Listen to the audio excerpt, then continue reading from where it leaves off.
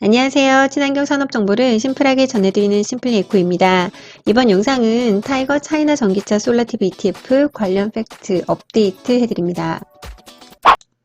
제가 이전 영상에서 중국 전기차 시장 성장성은 특히 주도주의 약진은 눈부시다. 하지만 중국의 거시적인 경제 흐름이 약간 애매하다. 특히 코로나 규제로 인한 경기 침체 또 부동산 부분의 리스크가 크다라고 해서 추가 매수는 개인적으로는 자제하겠다라고 했었는데요.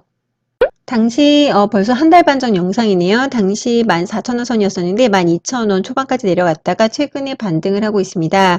중국을 둘러싼 거시경제 흐름의 변화가 있어서인데요. 이 부분 좀 빠르게 업데이트해야 될 것 같아서 평소보다 좀 일찍 영상을 만들게 되었습니다. 아실만한 부분은 빠르게 짚고 넘어갈 텐데요. 먼저 중국 정부가 코로나 규제를 완화했죠. 대규모 백지 시위가 일어나자 PCR 검사 결과 없이도 대중교통을 사용하는 것을 허용하는 등 중국 정부는 돌연 위드 코로나 정책으로 선회하기 시작했는데요. 이렇게 완화하자 관련 이코노미스트들은 내년 2분기 내에는 제로 코로나 끝낼 듯하다. 우리가 예상했던 것보다 3월 이후보다 조금 빠르게 또 코로나 정책이 좀 끝나지 않을까, 제로 코로나 정책이 끝나지 않을까 전망한다라고 하면서 중국 증시가 급등했습니다. 어제 12월 5일자 종가 기준으로 홍콩 항생지수는 4.51% 상승했고요. 상해 종합지수도 1.76% 상승했습니다. 오늘 종가 기준으로는 좀 차익 매물이 나와서인지 좀 혼조세를 띄었다라고 전해지고 있는데요. 두 번째 거시적 흐름에서의 큰 변화는 바로 부동산 리스크에 대한 중국 정부의 대책인데요. 11월 중순부터 중국 정부는 부동산 관련 정책을 한마디로 쏟아냈습니다. 이 자세히 알 필요는 없고요. 한마디로 중국 정부는 부동산 업계의 긴급 수혈을 위해서 여러 가지 대출 규제를 완화해주고 또 지준율을 인하해주고 또 관련된 정책이라든지 또 사모펀드 시범 사업을 실시하고 리츠를 활성화하는 등 한마디로 돈이 돌게끔 여러 가지 정책을 마련해주기 시작했는데요. 그도 그럴 것이 그리고 제가 이 부분을 가장 큰 좀 리스크로 봤던 부분이 중국 전체 GDP에서 부동산이 차지하는 비중이 약 30%가량이 됩니다. 그렇기 때문에 부동산 산업의 침체는 곧 중국 경기 전반에 대한 우려를 낳기 때문에 또 이 부동산 부분이 무너지면 자연스럽게 그 부분이 이제 금융 경색으로 이어지는 부분이 있기 때문에 주식 시장에도 여파를 미칠 수밖에 없거든요. 근데 이 부분에서 이제 좀 변화가 있었다라는 점이 포인트인데요. 사실 해당 부분이 얼마나 실효성이 있을지는 지켜봐야 하겠지만 당장은 중국 정부가 일단 움직이기 시작했다라는 점에서 호재로 여겨지고 있습니다. 자, 이 같은 변화가 일자 위안화가 상승하기 시작했는데요. 사실 이 부분도 제가 이전 영상에서 위안화가 너무나 약세인 게 해외 투자자 입장에서는 환차손을 입을 수 있기 때문에 특히 이제 달러를 지닌 투자자 입장에서는요. 이 부분 좀 걸린다 했었는데요. 이 부분 역시 완화가 되고 있습니다. 이제 위안화 달러 관련해서 한 가지 알아두시면 좋을 단어가 바로 포치인데요. 이제 중국 정부는 그 1달러당 7위안 선을 좀 기준선으로 두고 그 부분을 넘지 않으려고 생각하고 있습니다. 좀 말이 어렵지만 예를 들어서 우리나라 같은 경우에 원화를 1,100원이 가장 적정선이다라고 두고 그 이상을 뚫지는 않는다. 그게 좋다라고 보여지는 그런 기준선인데요. 최근에 우리나라도 1,400원대까지 돌파했었죠. 그와 마찬가지로 위안화 역시 9월 이후로 포치 7달러 위안선을 넘어가면서 한 3, 4개월 동안은 그 선을 위로 유지하고 있었는데요. 이 부분 역시 월요일자 6.97로 중국 위안화가 좀 달러 대비 강세가 되었다. 라고 보시면 좋습니다. 또 공교롭게 7월 30일 날 연준 파월이 기준금리 속도 완화서를 내면서 강달러 기조가 조금 주춤했다라는 부분도 함께 작용이 됐는데요. 그래서 이제 위안화 부분이 달러 대비 강상승이 되면 해외 투자자 입장에서는 이제 차이나라는 현상을 멈추고 좀 돈이 들어올 수 있기 때문에 이 부분도 중국 증시 입장에서는 호재다라고 보시면 됩니다. 그래서일까요? 해외 투자자들이 중국 증시에 대한 전망을 좋게 내놓고 있는데요. 골드만삭스는 중국의 주가지수와 CSI 300 지수가 내년 16%가량 상승할 것이다 라고 예상하고 있고요. 모건 스탠리 역시 한 14% 정도 오를 것이다 라고 예상하고 있습니다.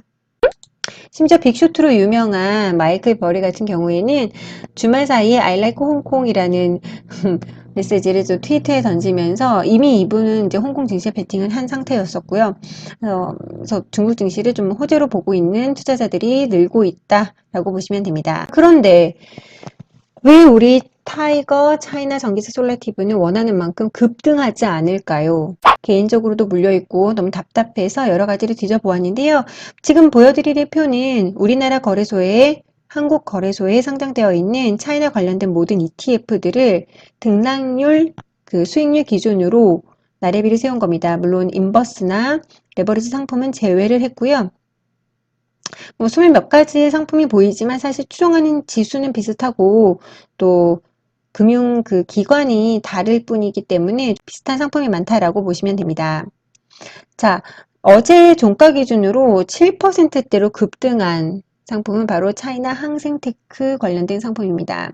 어제 당시에는 타이거 차이나 전기차 솔라티브는 0.24% 증가를 했고요. 상승을 했고요. 반면에 오늘 종가 기준으로 똑같이 이제 등락률 기준으로 차이나 ETF 상품들을 나래비를 세워봤는데요. 가장 많이 상승한 상품은 타이거 차이나 반도체, 두 번째는 코덱스 차이나 A50, 또 2차 전지, 또 그리고 우리의 차이나 전기차 솔라티브가 2.76% 상승을 했습니다.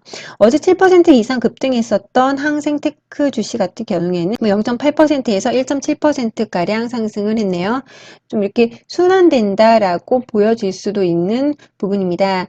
제가 여기에서 좀 관심 가졌던 ETF는 바로 CSI 300인데요. 자, 어제 오늘 2%대로 꾸준히 상승하고 있고 사실 이 상품은 지난주에도 꾸준히 상승하고 있는 상품입니다. 그래서 이 부분 좀 자세히 짚어보면 자, 먼저 CSI 300 지수는 중국의 차이나 시큐리티즈 인덱스에서 발표하는 지수인데요. 중국의 상해 거래소 및 심청 거래소에 상장되어 있는 중국 A주 중에서 시가총액, 거래대금, 재무 현황 등을 모두 고려해서 선정한 대형주 300 종목입니다. 뭐 우리나라의 코스피 200이랑 비슷하다라고 보시면 되는데요. 여기에 포함되어 있는 종목들을 좀 살펴보실 필요가 있습니다. 귀주, 모태주 5.7%, 음식 소비재주죠. 포함되어 있고 우리가 잘 알고 있는 CATL 3%, 그 다음에 인슈런스, 뱅크, 다시 음식, 그리고 또 여기 비아디가 보이죠. 포함되어 있는 종목들을 섹터별로 보면 조금 더 뚜렷합니다. 파이낸스 부분이 21.2%, 그리고 소비재 부분이 14%가량 포함되어 있어서 이 금융주와 소비재주가 35%가량 차지하고 있습니다. 제가 이 부분을 왜 강조드리냐면 지금 앞에서 보여드렸던 그 거시적인 흐름에서의 변화의 수혜주가 바로 금융주와 소비재이거든요. 코로나 규제를 완화하면서 소비가 좀 진작될 것이다 라고 해서 소비재들이 움직이기 시작했고 무엇보다도 부동산 업계에 그 리스크가 될 수 있는 그 해당되는 부분들을 좀 완화해주면서 금융주가 크게 상승을 했기 때문에 CSI 300이 꾸준히 상승을 하고 있었다라고 보시면 됩니다. 왜 이런 거를 하고 있느냐? 한마디로 그겁니다. 제가 궁금했던 점은 홍콩 증시 또 중국 증시 좋다는데 종합지수 이렇게 올라가고 있는데 그럼 돈들은 도대체 어느 섹터로 가고 있는 거야? 차이나 전기차는 왜 내가 원하는 만큼 급등하지 않는 거야? 라는 궁금증 때문에 이런 자료들을 뒤지게 되었고요. 그래서 이 차트를 보시면 좀 더 명확하실 것 같아요. 그래서 타이거 차이나 전기차 솔라티브 ETF 상품과 타이거 차이나 CSI 300 그리고 차이나 항생테크 ETF 상품들을 연초 대비 그 차트를 비교를 해보았습니다. 자, 한눈에 보실 수 있듯이 항생테크 관련된 부분이 가장 많이 낙폭을 했었고요. 그렇기 때문에 급등을 한 것으로 보입니다. 또 CSI 같은 경우에는 방금 말씀드렸듯이 좀 수혜주가 많이 담겨져 있는 금융 섹터 또 소비재 섹터가 담겨져 있기 때문에 조금 더 꾸준하게 상승을 했다라고 보시면 되고요. 사실 우리나라에는 중국의 금융주만 담겨져 있는 ETF가 없기 때문에 뚜렷하지 않은데요. 사실 미국에는 중국의 금융주만 담고 있는 ETF가 있습니다. CHIX라는 상품인데요. 이 상품 같은 경우에 한 달 사이에 무려 30%가량 가까이 상승을 했습니다. 그도 그럴 것이 그 부동산 관련된 정책이 나올 때마다 지금 급등을 했는데요. 11월 11일, 11월 28일 정책이 나올 때마다 거의 퀀텀 점프 하듯이 좀 급등을 했습니다. 그래서 지금 중국이 좋은 것 같아 라고 하는 그 투자자들 입장에서는 좀 이런 낙폭 과대주나 좀 금융주, 좀 우량주부터 돈을 넣고 있는 게 아닌가라고 보여집니다. 자, 끝으로 중국 경제 성장률 전망도 한번 살펴볼게요. 이 부분도 좀 업데이트가 돼서요. 일단 지난 3분기 경제 성장률은 3.9%대로 예상치 3.4%보다 좀 좋게 나왔고요. 전망을 살펴보시면 우선 골드만삭스에서는 2023년 중국 경제 성장률을 4.5%로 예측을 하고 있습니다. 그리고 이제 가운데 부분이 이제 IMF인데요. 해당 부분에서는 뭐 4.4% 정도로 예상이 되고 있는데 좀 전제 조건은 코로나를 잘 관리해야 될 것이고 또 특히 프로퍼티 섹터 크라이시스라고 되어 있는 부분이 바로 부동산 위기설이거든요. 이 부분에 대한 적절한 액션을 잘 취해야 된다. 이 부분이 전제가 된다면 좀 4% 이상의 경제 성장률이 전망된다라고 보여지고 있습니다.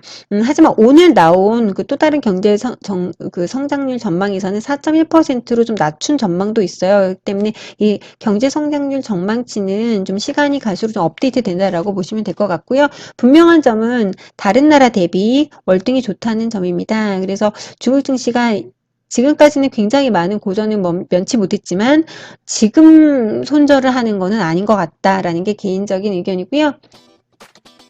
이상 타이거 차이나 전기차 솔라티브 ETF 상품 관련해서 중국의 거시적인 경제 흐름에 대한 변화 좀 업데이트 해드렸고요. 한 가지만 더 말씀드리면 사실 비아디 종목 같은 경우에 워렌 버핏이 5번째 대량 매도를 했습니다. 그래서 관련 영상 카드 걸어둘 테니까 좀 궁금하신 분들은 해당 영상 참고해 주시면 좋을 것 같고요. 이번 영상 마음에 드셨다면 구독, 좋아요 눌러주시고 오늘도 영상 끝까지 시청해 주셔서 감사합니다.